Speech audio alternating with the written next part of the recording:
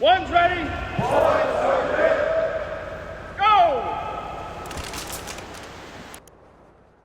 Hey everybody, welcome back to the One's Ready podcast. You're in the team room. This is your daily drop for the 26th of June. However, the news is actually from the 25th.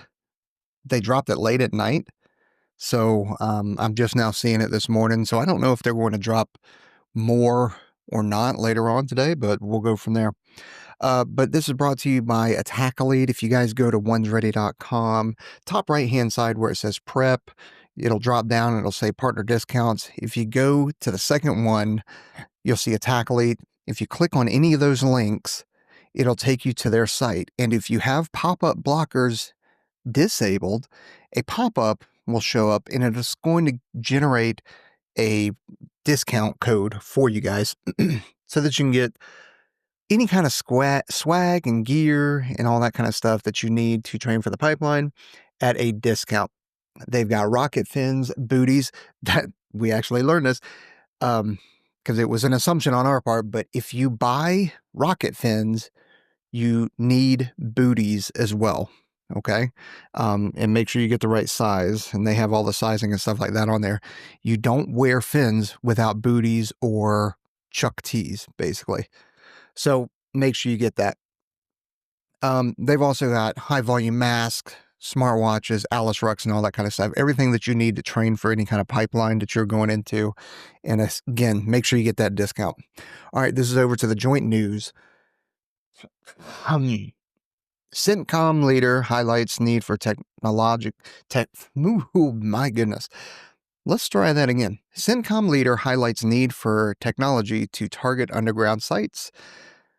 Navy Vice Admiral Brad Cooper, nominee for CENTCOM commander, emphasized the need for advanced sensors and weapons to counter adversaries' underground facilities in the region.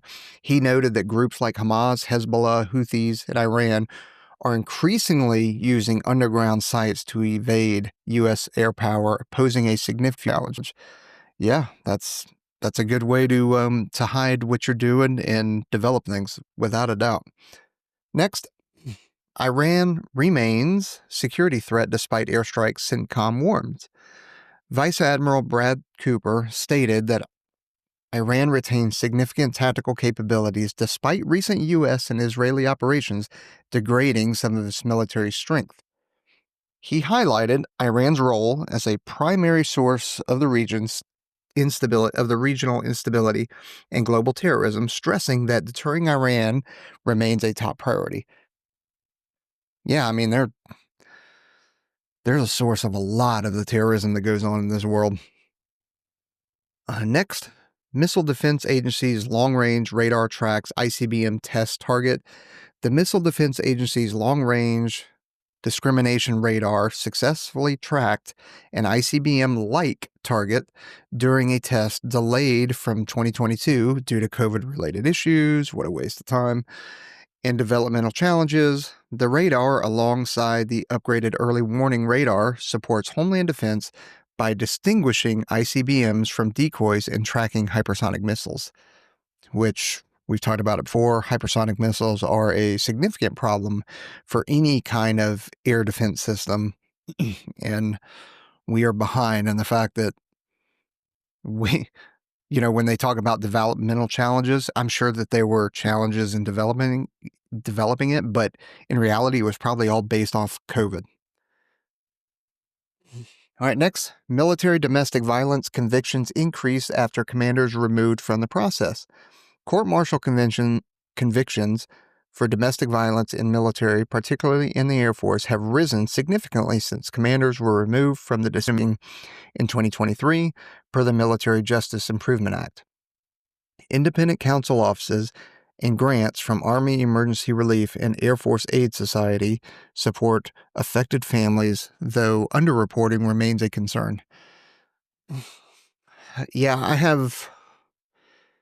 I'm two minds about this, right? Because having been the chief at a couple of different units and dealing with this, and seeing both programs, where the commanders were involved and then where the commanders weren't involved, I do tend to favor the other program, the older program, because the new program takes a whole lot of time. There's not very much information that's being passed. And I saw it firsthand with a false report, somebody accusing somebody of something, and turns out she actually went back and said, hey, I lied about the entire thing. So, one, watch your back out there. Two is I don't necessarily know that taking commanders out of it is the best thing. And I don't necessarily know that a higher conviction rate means that it's working. You know what I'm saying? Like, it could mean that, okay, well, there's other biases in there and it's creating more convictions.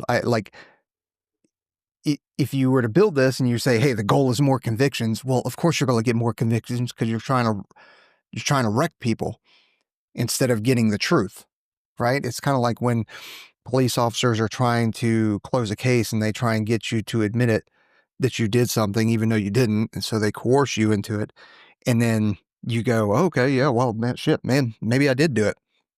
That's the whole thing. Anyway, going off on a rant.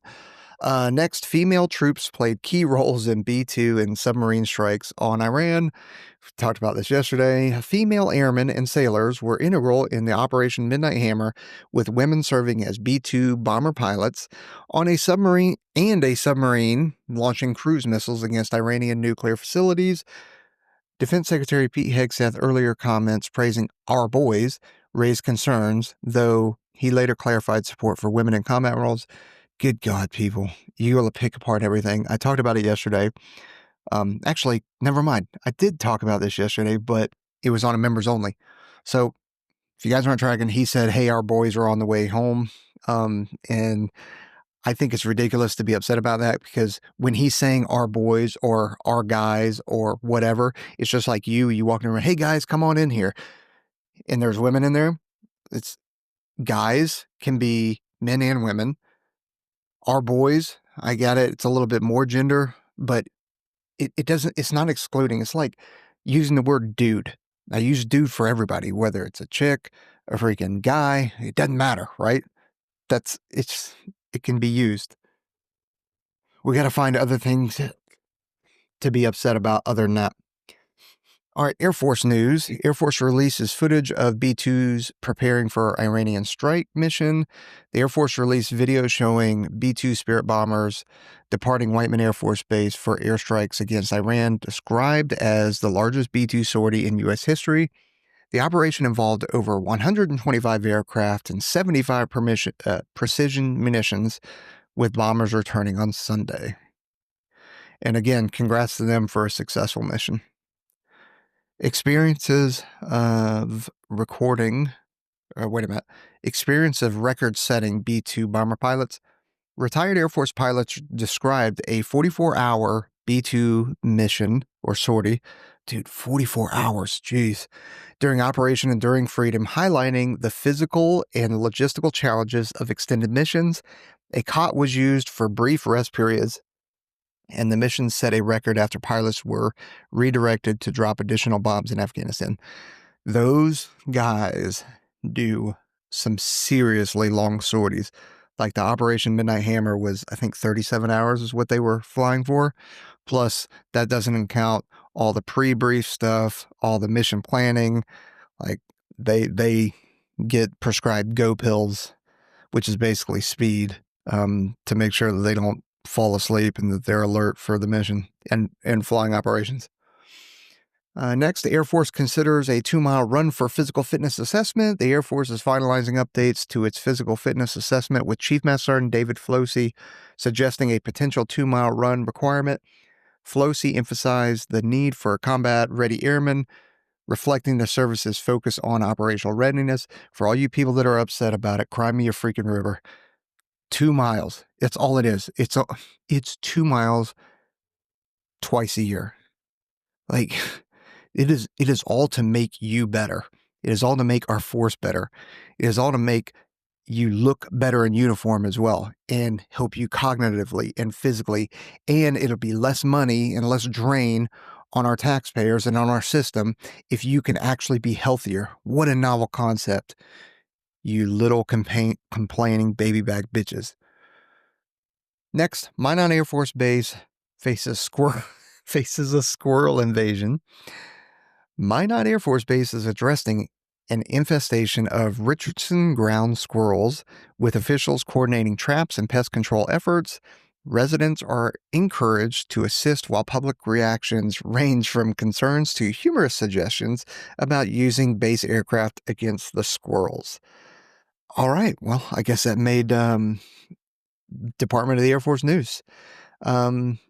Next, mixed reactions to jet noise from Luke Air Force Base. West Valley residents near Luke Air Force Base have divided opinions on aircraft noise, particularly from newly adopted F-35s.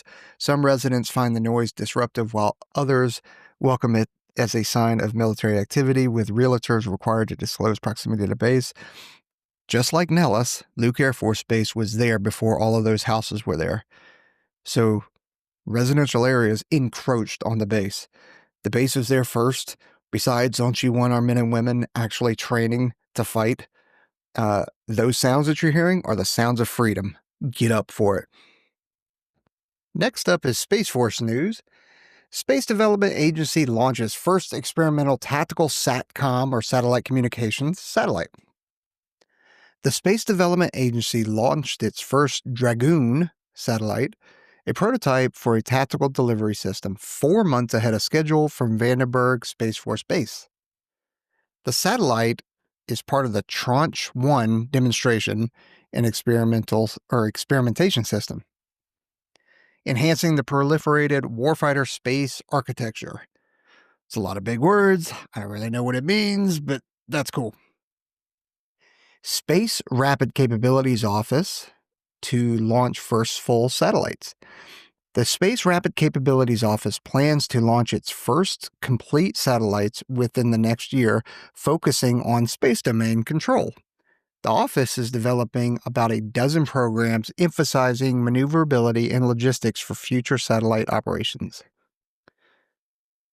Next, U.S. Space Command addresses missile defense and China's space capabilities.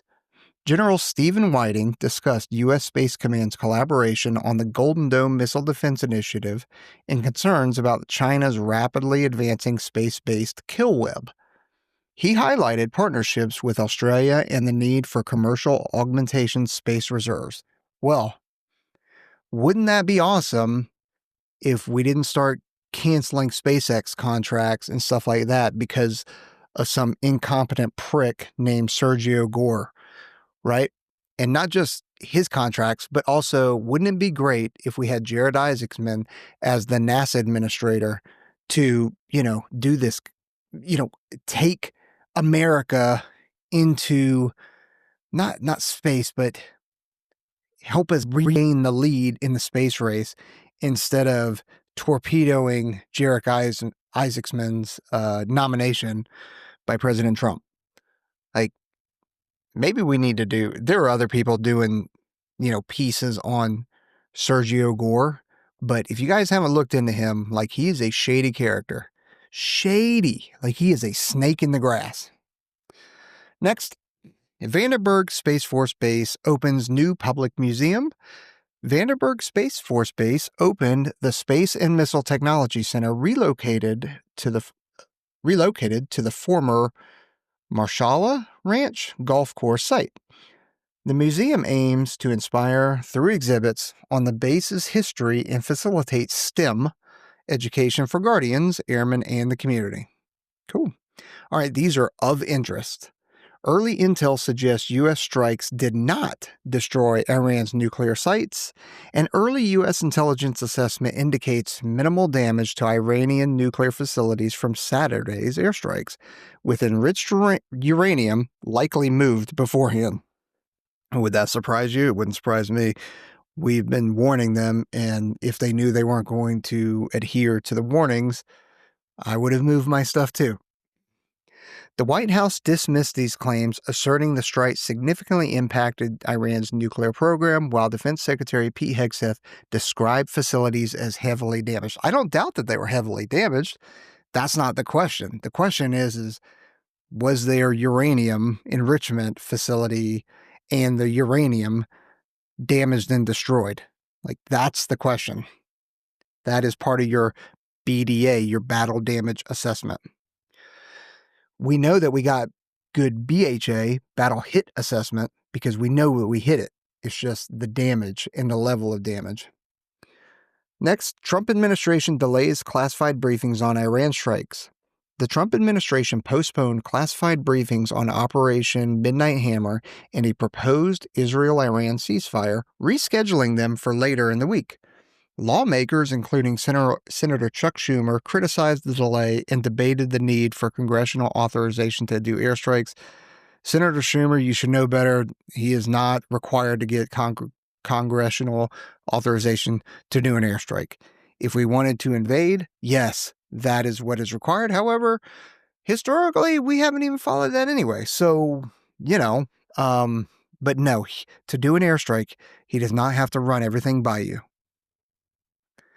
Next, lawmaker calls for enhanced electronic warfare capabilities. Representative Don Bacon expressed concern over the U.S. military's limited electronic war capabilities. That is a concern for sure, urging more tangible progress beyond studies. He emphasized the critical role of electronic warfare in countering near-peer adversaries and saving lives in combat. Absolutely agree. Next, U.S. reaffirms NATO commitment amid calls for increased European spending. U.S. Ambassador to NATO Matthew Whitaker, I believe, affirmed the U.S.'s commitment to the alliance, expecting European allies to increase defense spending to 5% of their GDP. Major allies like Germany have pledged to meet this threshold, strengthening NATO's collective defense. I don't know why anybody would think that we're going to decrease our input into NATO or decrease our funds into NATO. The whole ask of you increasing it is a couple of reasons. One of it is, hey, the U.S. is primarily funding this thing. You throwing in 5%, it just puts more skin in the game, right? Instead of it just being U.S. and minimal skin in the game for you guys. Also, it puts more money in the pot for better spending and all that kind of stuff. All right, next, NATO chief urges Europe to boost defense spending. NATO Secretary General Mark Rutte called on European members to increase defense spending and support Ukraine, downplaying concerns about the U.S. commitment. He stressed that the U.S. expects Europe and Canada to share a larger burden with the alliance. Completely agree. We've got to, like I just talked about it, with them increasing their to 5% GDP, but the whole supporting Ukraine thing is very, very problematic in my eyes.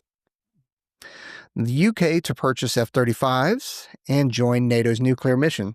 UK announced plans to buy at least a dozen F-35 fighters and participate in NATO's dual-capable nuclear mission based at RAF Marham. Prime Minister Keir Starmer, two-tier Keir, emphasized the investment as critical for national security and economic benefits. Now, I do agree with UK buying F-35s and joining the nuclear mission. It only makes sense.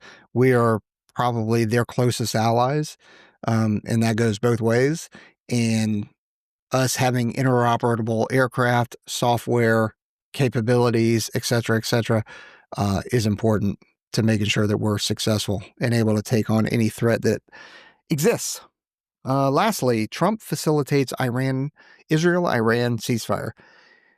Israel and Iran agreed to a U.S. proposed ceasefire following American airstrikes on Iranian facilities. President Trump pressed both nations to halt hostilities, with the U.S. envoy Steve Witkoff warning Iran of future consequences if they did not resume nuclear negotiations. Well, if you guys have been paying attention at all, that ceasefire was not abided by, and so we're in a new area now. So that information must be a day or two old now. Well, it's definitely a day old, probably 2 or 3 days old now. So there was definitely some shenanigans on Iran and Israel's side of the house. I would actually argue it was more on Israel's side of the house, but yeah, there you go. All right, we're out here. Thanks for joining. Don't forget to like, subscribe, hit that notification bell. See you.